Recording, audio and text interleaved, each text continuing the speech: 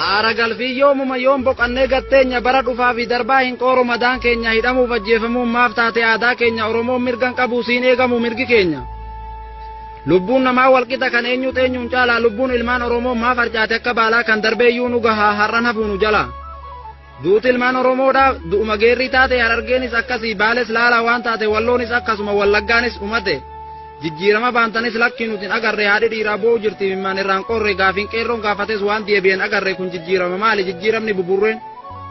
Oromoo maa sobamna lakkisaa lafaa ka'aa yoonin kana dubbadhu silaa asumaanatti kaa jijjiirama gufataa jedha gufuu biyyatti ta'a. Mee maaltu jijjiirame dhiigni kee dhangala'aa boqonnaan qabnu silaa har'as numatu du'a. Duraanillee yoo fakkeessan amma karaarraa maqee baaburri jijjiirama lakkaa qilee nu naqe. Dhaabaan wal qoodee garaa walit jabaata wal ta'ee diinan lolu Oromoon maaliif wal nyaata lakkisaa haa tokkoof nu tokkummaatu furmaata. Hawwiin Oromoo tokko hooggantoota wal dhabaa garii sabaaf yaaddaa kaan garaaf bakka dhabaa gingilchaa adda baasaa firiidhaa fi galabaa hayyuu kan biyyaa fi yaadu Oromoon meeqa qaba. Lafa jalan deeminaa ifa bahaa mul'adhaa kan diina firoomsitan mirga keenya eeggadhaa waadaa nuti hin diiginaa.